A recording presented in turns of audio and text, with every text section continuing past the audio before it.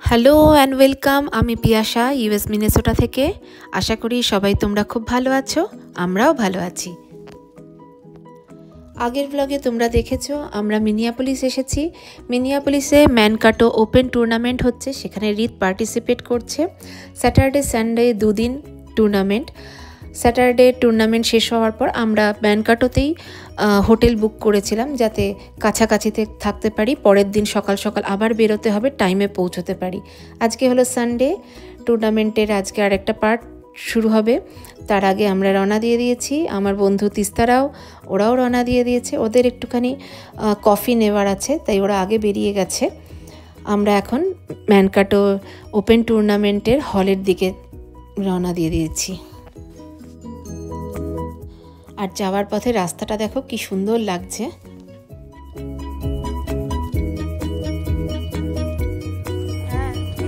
আমরা টাইমের আগেই পৌঁছে গেছি, আর হলের একদম কাছেই খালি পার্কিং পেয়ে গেছে, সৈকত সেখানেই রেখে দিয়েছে। তবে রাস্তার ওপর পেয়েছে, ভেতর দিকে আছে parking area, cover parking area, কিন্তু সেখানে রাখলে অনেকটা আবার হেঁটে আসতে হবে। এখানে কাছাকাছিতে পেয়ে যাওয়াতে সুবিধে হচ্ছে, বারবার আসা যাওয়া করা যাবে, গাড়ির কাছে জিনিসপত্র রাখা নেওয়া করা যাবে।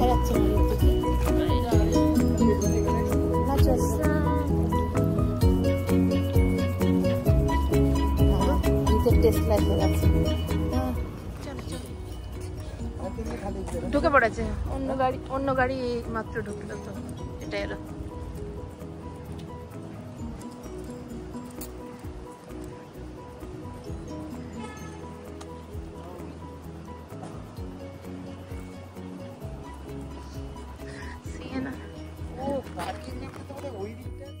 ভেতরে ঢুকে আগে আমাদের জিনিসগুলো যেখানে প্যারেন্টসদের বা সবার বসার ব্যবস্থা করেছে সেখানে রেখে এসে তারপর রিতের সাথে টুর্নামেন্টের জায়গায় যাব। এখনও হাতে বেশ কিছুক্ষণ সময় আছে টুর্নামেন্ট শুরু হতে।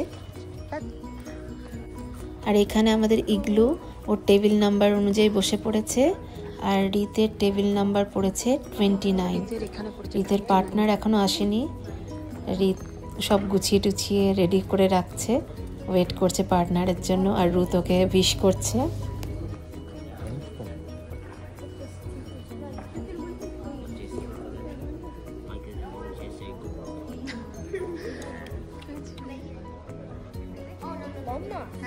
এই রুটটা আর এই রুটটা ডিফারেন্ট। আচ্ছা,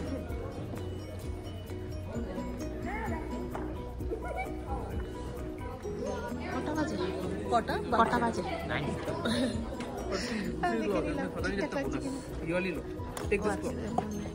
This tells you the bonus time. Oh, it is? Okay. রিতের পার্টনার এসে গেছে, একটু বাদেই টুর্নামেন্ট শুরু হবে।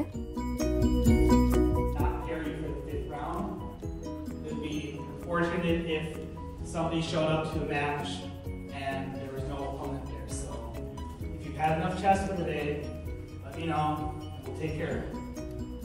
That's the only announcement I have. Good luck, start white spot.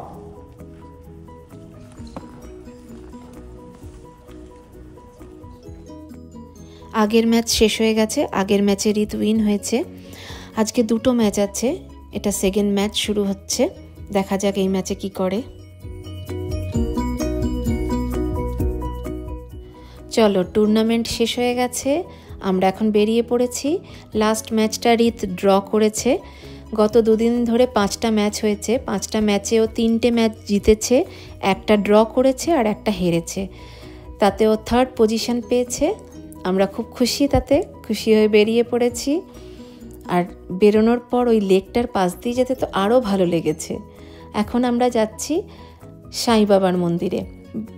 তিস্তারা বললো এখানে কাছে এক সাই বাবার মন্দির আছে, তোমরা তো দেখোনি, চলো তোমাদেরকে দেখিয়ে আনি, বাড়ি যাওয়ার পথেই পড়বে, তাই সেখানে যাচ্ছি।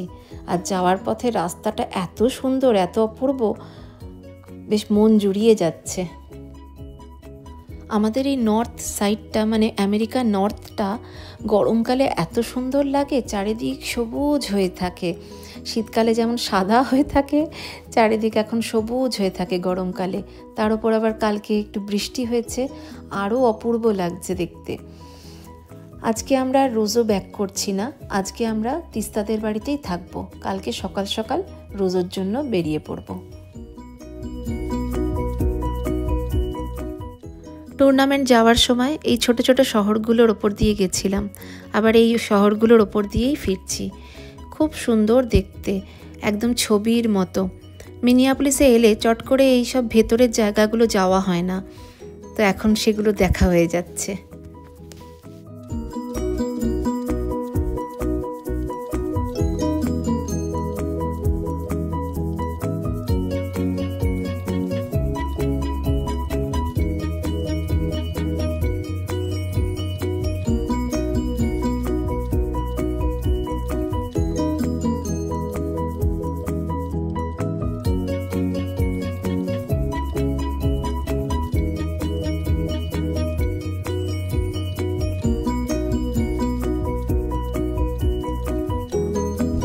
আমরা এসে গেছি সাই বাবার মন্দিরে। আর মনে পড়ে যাচ্ছে বহু বছর আগে যখন আমরা পুনাতে থাকতাম, তখন একবার ওখান থেকে শিরডি সাই বাবা মন্দির গেছিলাম। খুব সুন্দর লেগেছিল, খুব ভালো লেগেছিল সেখানে। আর রুথ এখানে এসে একটু কনফিউজ, বলছে বাইরে থেকে তো এটা মন্দির মন্দির লাগছে না, ইন্ডিয়াতে তো মন্দির দেখেছিলাম অন্যরকম, মন্দিরের স্ট্রাকচারগুলো অন্যরকম ছিল, এটা তো মন্দির বলে মনে হচ্ছে না। ও একটু কনফিউজ হয়ে যাচ্ছে। আর আমাদের রোজোতেও তো কোনো মন্দির নেই, চট করে কোনো মন্দিরে যাওয়াও হয় না, অনেক দূরে সব কিছু। আর দুর্গাপুজোর সময় যখন যাই, কোনো না কোনো কমিউনিটি হলেই দুর্গাপুজো হয়। আর এখানে কি সুন্দর লাগছে, সবাই ইন্ডিয়ান ড্রেস পরে এসছে। তিস্তা চাস্কা না চাকসা? বাবা হ্যাঁ, সত্যি গরম। চাস্কা কি গরম।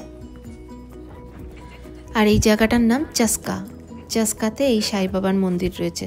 তবে আজকে ভীষণ গরম, বাইরে বেশিক্ষণ থাকা যাচ্ছে না।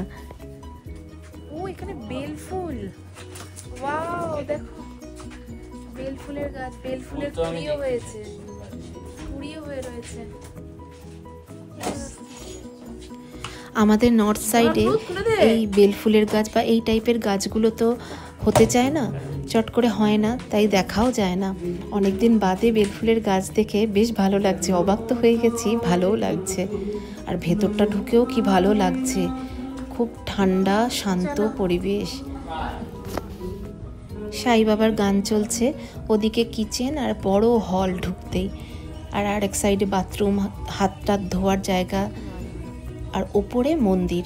তবে ওপরে যাওয়ার সময় মানে মন্দিরে ভিডিও করা বা ফটো তোলা অ্যালাউ নয়, তাই ওখানে আর করতে পারিনি। কিন্তু অপূর্ব লেগেছে, অনেক দিন বাদে মন্দিরে এসে একটু অন্যরকম ফিলিংও হচ্ছিল। আর নিচে নেমে এসেছি, মন্দিরে খানিকক্ষণ আরতি দেখলাম, তারপর নিচে নেমে এসেছি।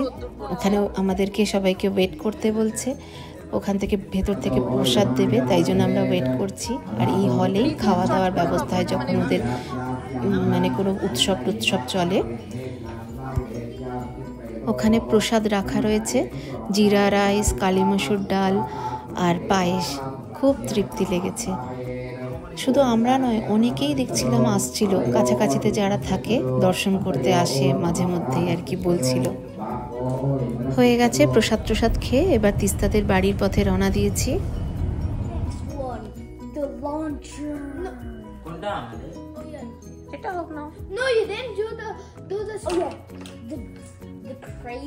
বাড়ি এসে আমরা আবার চা কফি নাস্তা টাস্তা করলাম, আর এরা দুজনে বসে এখানে খেলছে, আমি একটু ভিডিও করে রাখছি, দেখতে খুব ভালো লাগছে।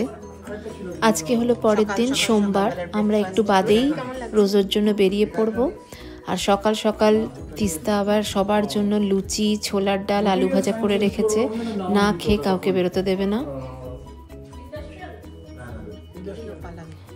জল খাওয়ার সেরে যাওয়ার আগে একটু বাগানের দিকে এসেছি, এসে দেখি র্যাবিট মহারাজ বসে রয়েছে। আর রুথ তো কি ভয় পাচ্ছে, তিস্তা বলছিল এই র্যাবিটটা বেশ কিছু মাস আগে বাচ্চা কাচ্চা দিয়ে বেশ সংসার পেতেছিল ওদের বাগানেই। ওর দিকে একবার যা, বাট র্যাবিট আবার কি করবে তোকে? দূর দেখো, লাফাতে লাফাতে চলে গেল। তিস্তাদের গাছে প্রচুর স্ট্রবেরি হয়েছে, আর খরগোশগুলো এসে স্ট্রবেরি খেয়ে নিয়ে চলে যায়, তাই এখানে জাল লাগিয়ে রেখেছে। এক ঝুড়ি স্ট্রবেরি তুলে রেখে দিয়েছে। আবার রুথকে বলেছে আরও আছে, তুই তোল, বাড়ির জন্য তুলে নিয়ে যা। তাই রুথ এসছে স্ট্রবেরি পিকিং করতে। আর ওদিকে রিত আর ইগলু সকাল থেকে উঠেই খেলতে বসে গেছে। রুথ একটু বোর হচ্ছিল, একা হয়ে যাচ্ছিল, তো এই কাজটা পেয়ে ওর ভারী মজা লাগছে এখন।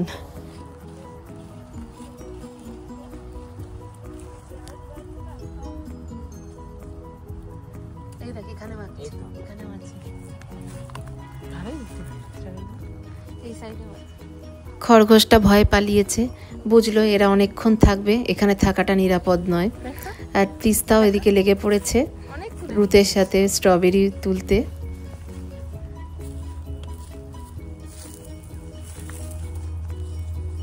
কি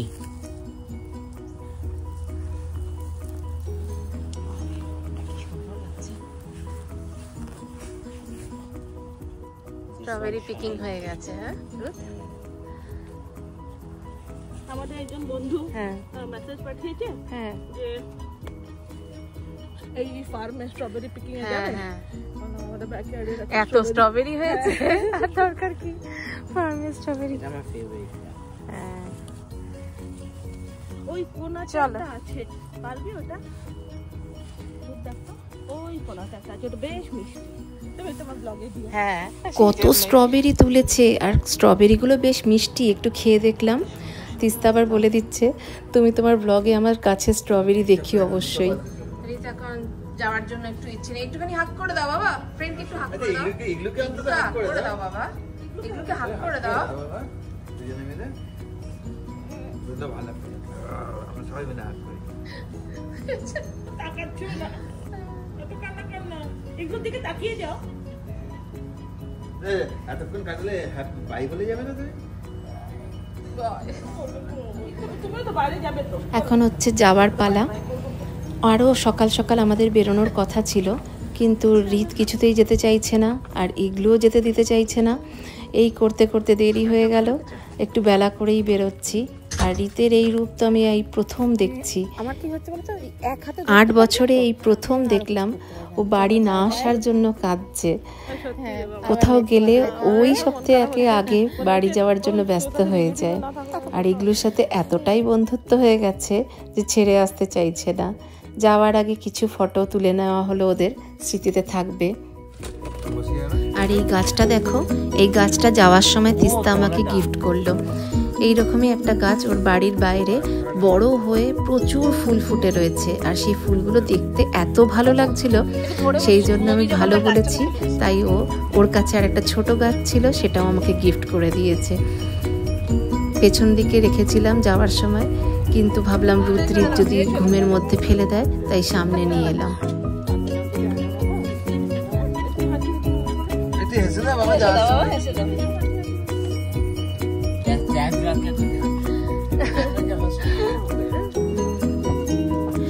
এদিকে রিত কাঁদছে, ওদিকে ইগলুও কাঁদছে, দুজনেরই খুব মন খারাপ, কিন্তু কি করব, যেতে তো হবেই।